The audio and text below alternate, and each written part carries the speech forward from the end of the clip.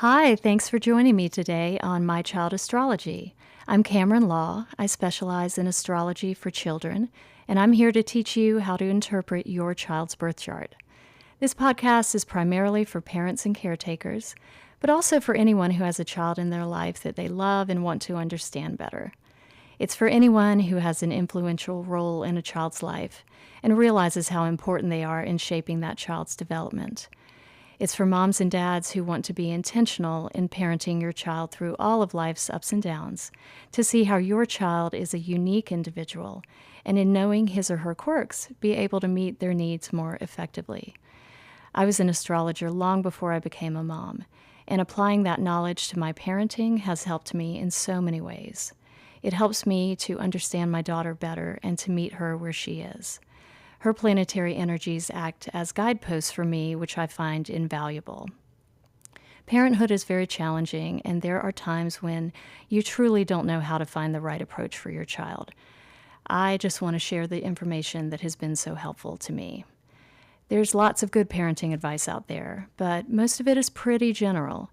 It's mostly taking into account childhood development phases, but isn't specific to your child's particular characteristics. This is where astrology can be extremely helpful. Knowing your child's chart will help you to tailor your approach to them individually. Someone reminded me recently that child psychology wasn't broadly discussed or considered until the 1940s or 50s. This was my parents' generation, where children were expected to be seen and not heard. They weren't generally given much freedom of expression or influence in their own lives. It was assumed that the adults always knew best, regardless of what the child wanted. The impact of childhood experiences on a developing personality was just beginning to be considered, and parenting was much less intentional than I believe it is today. I want to share a personal anecdote from my own family history. When my dad was 12, his beloved older brother was killed in a car wreck. It was decided by the adults that he would not attend his brother's funeral, and that is something that still saddens him to this day. Though he was an adolescent boy, he was still considered a child and subject to his parents' judgment call. Obviously, my grandparents were under extreme duress and doing what they thought was best. I can't fathom how that level of trauma may have affected their decision-making ability. I give this example because this type of invalidation of a child's needs, requests, or experience was embedded in the social mores of that time. It would have been revolutionary for them to let my father decide for himself. 65, 70 years later, our societal values have shifted quite a bit. For the most part, children's needs are given much more respect. We're growing into the awareness that allowing our children to have a voice and valuing their needs sets the stage for them growing into confident and compassionate adults. We understand that just as we adults need to feel heard and respected by the important people in our lives, our children do too. We are evolving into the understanding that if we want our children to be kind and respectful, then we need to model that behavior by treating them with kindness and respect. The old model was to force respect by making the child fear the parent. Sadly, I know there's still plenty of that happening. But for those of you tuning in today, you're probably aware of the impact you will have on your child's development and hence her whole life. Intentional and compassionate parenting creates a ripple effect in society that has positive implications for the whole world. We have to remember that we are parenting our child's soul, and astrology can help us meet our child on that soul level. Thank you for being a part of this evolution, and I hope you'll find this information to be helpful. I also want to mention that this podcast can also be a good tool for anyone doing inner child healing work, for anyone who wants to understand their own astrology chart through the lens of their inner child's perspective. This information can hopefully help you understand why you may have reacted to certain childhood experiences the way you did. Connecting with that and gaining insight into one's own child self can be very healing. I'm sure we have listeners of all levels of astrological understanding here, and I hope the information I share can be helpful to you experts as well as the novices. I consider myself to be a lifetime student of astrology. I've been studying it since I was 11 or 12. I'm always up for learning new facets of this ancient science and applying it to my life. So I hope to create a conversation with you all, my listeners, so that I can learn from you as well. Understanding a person's birth chart can give us great insight into their personality and sense of identity, represented by their sun sign. Their reactions and emotional needs, represented by the moon.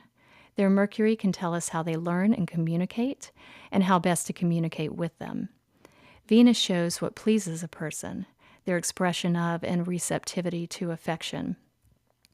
You can better understand how your child asserts themselves or expresses anger through their Mars sign and position. These planets, the Sun and its closest orbits, are referred to as the personal planets. We will delve into these, as well as the social planets of Jupiter and Saturn, and finally the transpersonal planets Uranus, Neptune, and Pluto, as we journey through your child's natal chart. We will study how each of the planets expresses through the 12 zodiac signs to start, then deepen and refine our understanding by looking at their aspects and house placements. It's a wealth of information that can help you to understand the wonder that is your child and the blessings he or she brings to our world. So those of you who are new to astrology may be wondering how to cast a birth chart. Computers have made this much easier than it used to be. And thanks to the internet, you can download your child's chart for free. There are several good options, but my favorite site is astrodienst.com. You can reach it by typing in astro.com. That's astro.com for short. I will put a link in the show notes. Once you've pulled up the page, click on Free Horoscopes, then from there, Chart Drawing and Ascendant. You will be prompted to enter your child's date, time, and place of birth. Most parents will have this information, but in the case of adopted kids, birth time could be unknown. And if so, just enter your child's date and place of birth. There's still a lot we can learn about your child, even with this limited info. And while you're at it, go ahead and print out your own birth chart. Gaining insight into yourself will certainly help you navigate this huge parenting journey.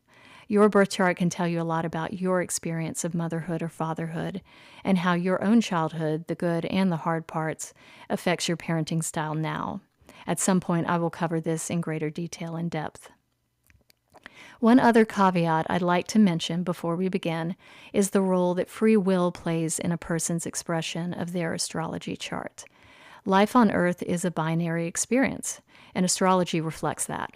Every sign, planet, and aspect has a positive and negative expression, and your child will make choices that reflect both ends of the spectrum. That's part of the tremendous value of astrology. The better we understand it, the more choice we have in how we use our energies. We can guide our child to use their free will for the higher expressions of their unique blueprint. As you learn about the qualities of your child's planetary placements, there can be a tendency to have preconceptions about your child, especially younger ones whose personalities we don't know as well yet. For example, you may think that your Virgo child will be tidy and organized, only to find that their room is always a mess, homework never finished, and many lost or misplaced toys. That Virgo kid may have a strong Jupiter and Neptune aspects influencing their sun's expression of its classic Virgo traits. As important as your child's sun sign is to their personality, it is given much greater complexity and nuance by the aspects it makes to other planets. And we will continue to explore that in subsequent episodes. So try not to paint your child with too broad of a brush.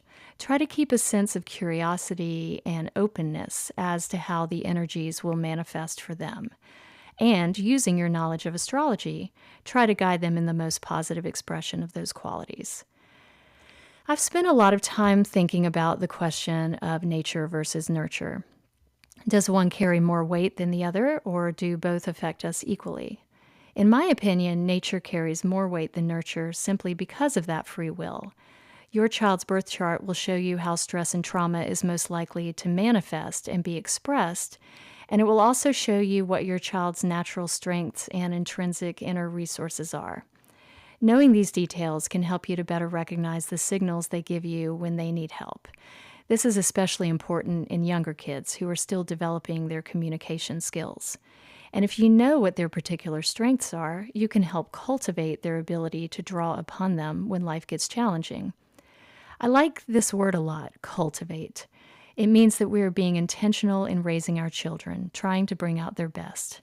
Even the phrase raising children that we all use is an agricultural metaphor.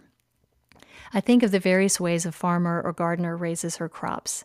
She creates a healthy environment, gives sustenance, creates order by training the plant to grow in a certain direction, pulls the weeds and deadheads to encourage new growth. It's all very intentional. And of course, there will be factors beyond her control, storms, drought, pests. But if she's cultivated a strong plant, it can usually withstand these hardships. Truly, to believe in astrology is to know that we are a part of nature and subject to its rhythms and cycles. Knowing our child's astrology can help us through the unrelenting cycles of life here on Earth. Which brings me to another thing to consider, and that is there are definite phases of childhood development that all children experience regardless of their date and time of birth. Keep an eye out for my episode going deeper into this topic.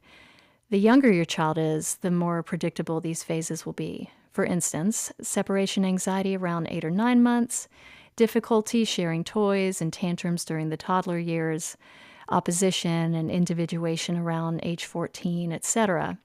All parents should have some basic knowledge of these developmental phases.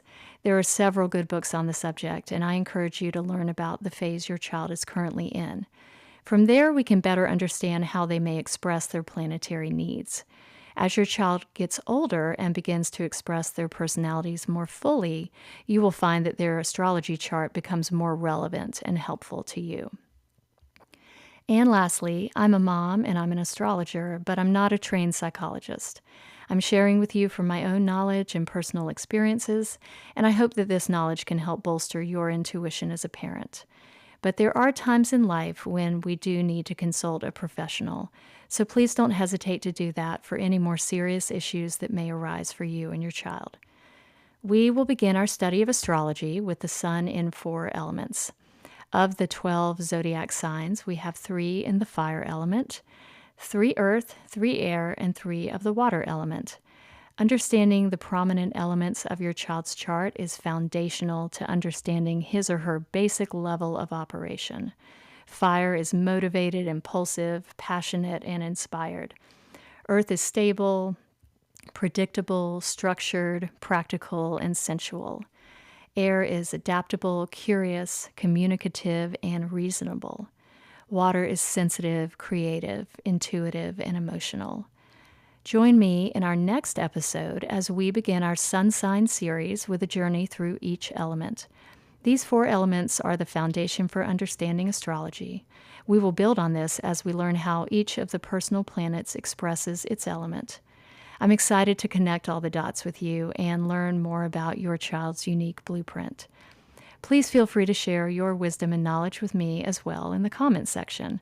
I would love for us to create a supportive community where we help each other learn and grow. And do share my channel with anyone you think would enjoy this unique approach to parenting. See you next time.